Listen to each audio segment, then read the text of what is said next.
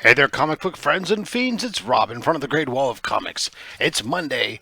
We've got boxes, and that must mean it's time for mail call.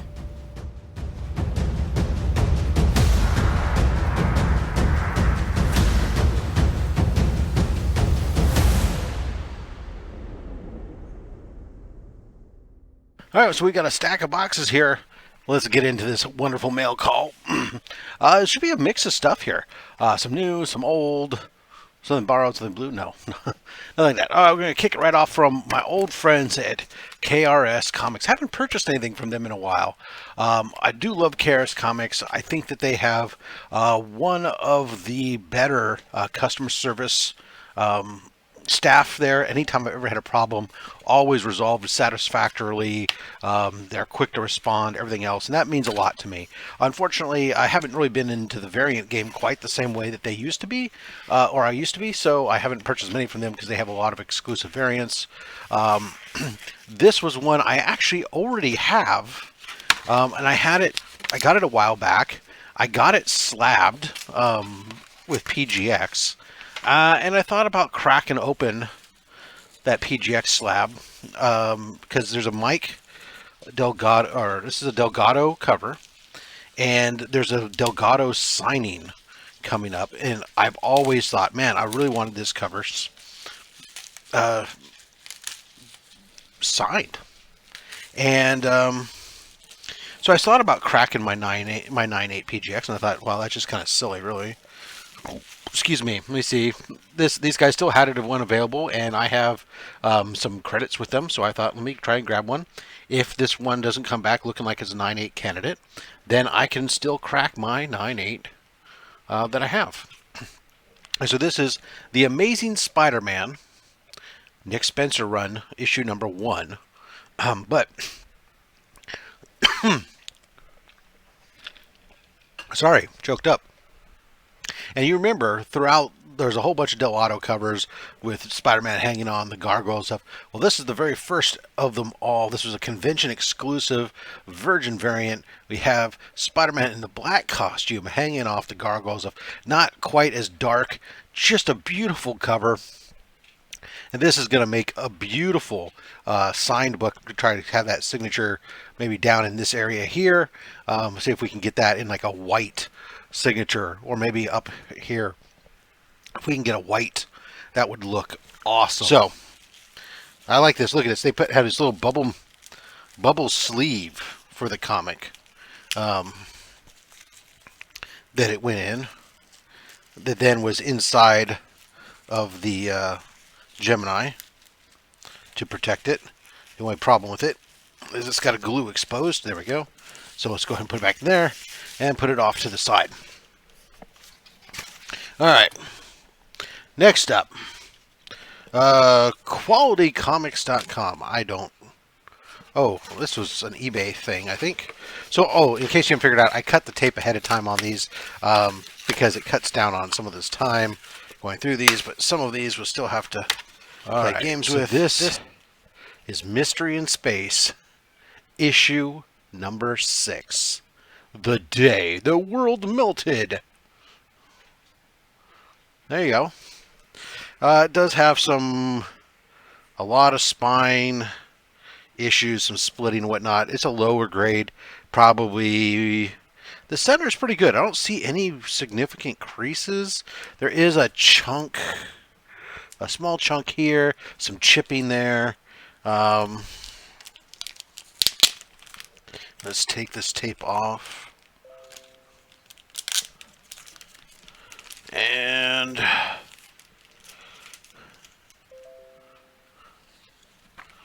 the cover's on there. Yeah, so, oh, wow. Look at the beautiful back cover on this. Holy cow. That almost should be framed into its own right. Whew. That is beautiful. Red Rider. So, yeah, we have some along the spine. Let me see if I can get that to show up with it all on the spine. You can see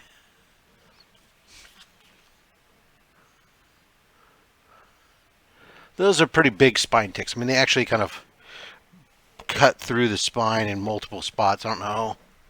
They show up at all. Let's try to... No.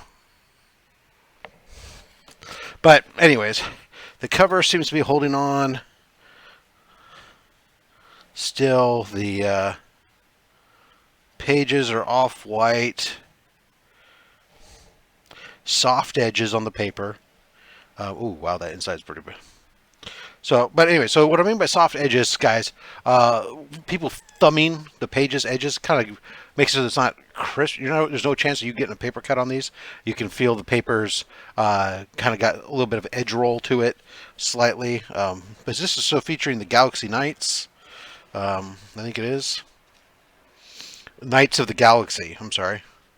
Anyways, so old Golden Age Mystery in Space, very early, issue number 6. Cool to add that to the collection. Like I said, it's probably like a 4.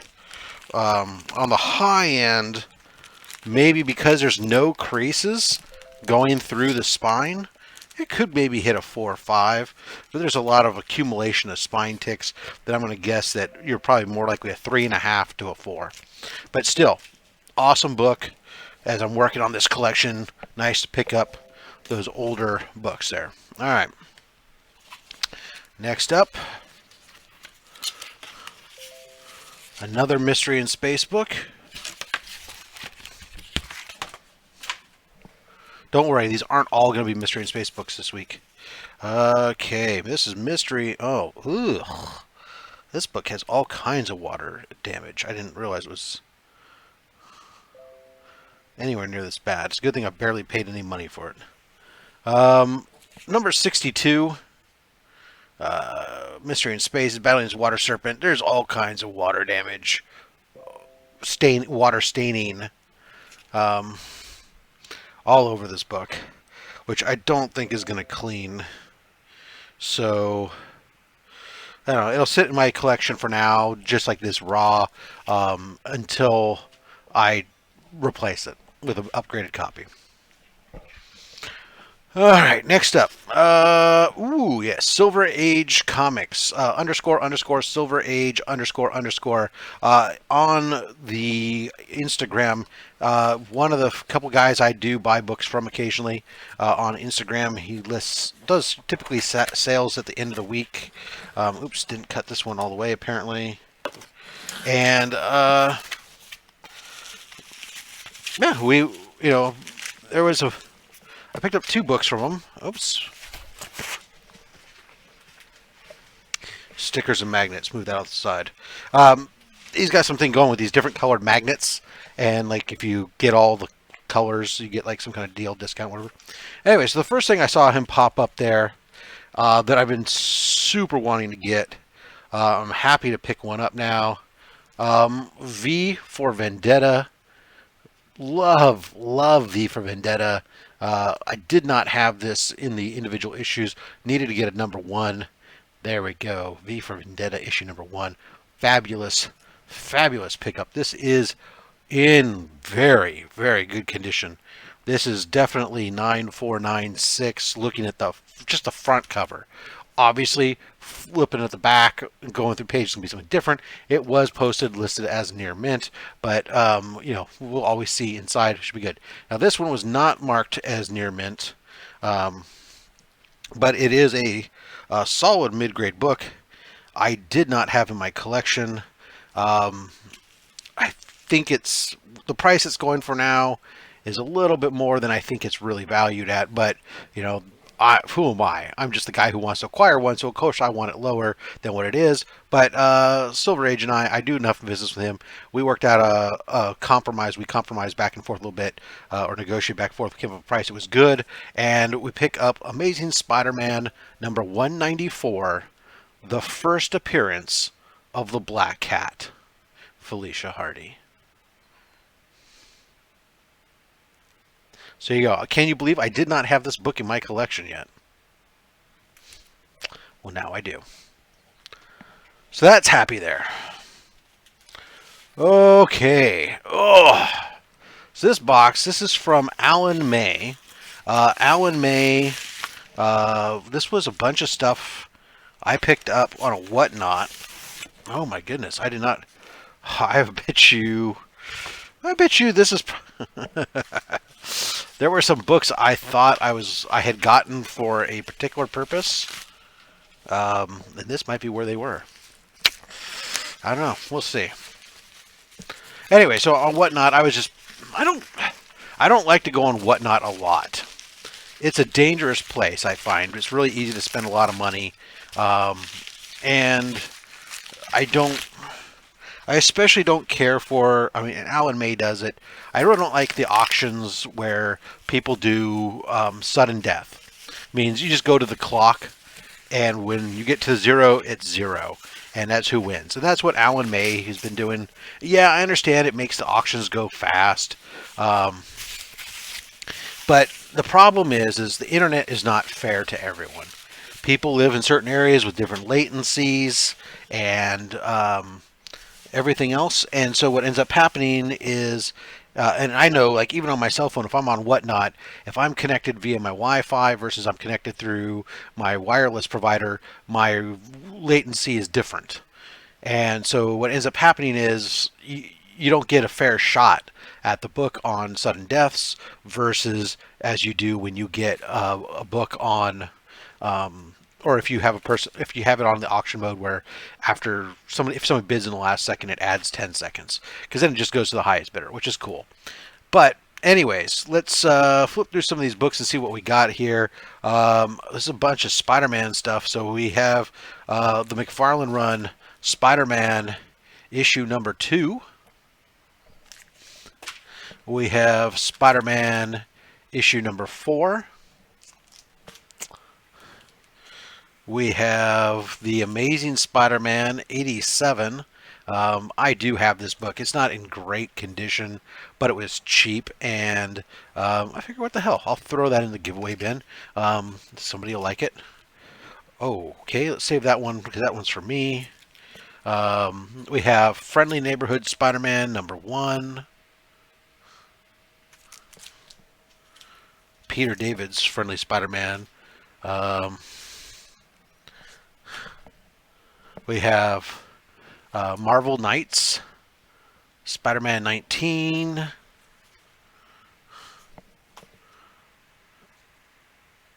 The Amazing Spider-Man 525. These all look like they're supposed to go together because they have this Friendly Neighborhood Spider-Man issue 2.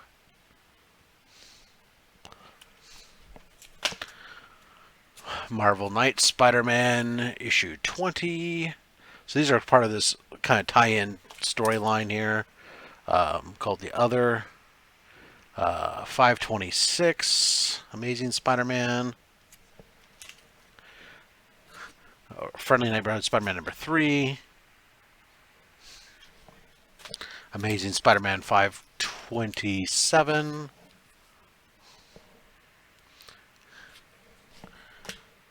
Friendly Spider-Man number 4. I do like that cover. Peter and MJ just hanging out. Marvel Knights Spider-Man 22. And The Amazing Spider-Man 528. So I'm not sure, I don't even know what this is, but this is obviously all tied in together. The Other, Evolve or Die, part 12 of 12. So this is the 12-part storyline. They're not in great condition, but they're not in horrible condition either. They all kind of go together. Now this last book, as I understand it, I think this spine, I do not want to pull it out of here yet because I think this spine is pretty split. But this is another one of these books where it's probably going to be a low-grade book, but the cover itself looks pretty damn good, and it might be better. I have a copy of this one, but this one I think is better than the copy I already have, and that is Amazing Spider-Man number 29, the second appearance of the Scorpion.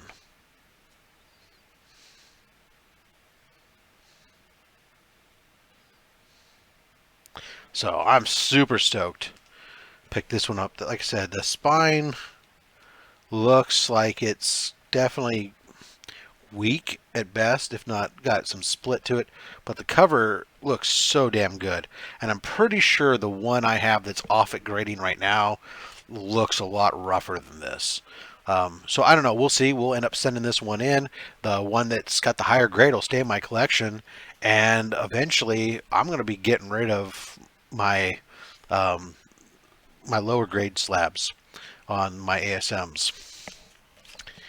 So who knows? You might be a lucky person. I'd like to say that's it, but it's not. We got one last box. All right, so this one is from an eBay seller in Hawaii. And this is a book that, looking at it, the back has a massive pressable issue that it's hard to say. There's enough other. There's definitely some pressable defects here, but there's enough other defects that it's possible that a pressing won't do squat for this book. Maybe it might get a half grade bump, but otherwise. So this is a 7.0 Mystery in Space number 44. So we got the flying saucers coming and hauling off the United States. Or the continent of North America, I should say, because there's Mexico and Canada there as well, not just the United States. The amazing space flight of North America. Yeah. Carmine Infantino art. No other notes on here. Definitely, this is an old slab. Even the label has got some discoloring to it at this point. But cream to off-white pages. So, yeah, I don't really care. I'm working on my Mystery in Space run. Bam! I'll take a 7.0. Happy. Especially since I know I paid less than $100 for that. So there you guys go. Mail call for Monday. Happy, thanks. Happy for getting it all. Happy Valentine's Day to you and your loved ones. And guys, until next time, collect what you want. Don't listen to anybody, including myself, because I'm just a fat man with a fat stack of comics and a fat opinion. Thanks for watching.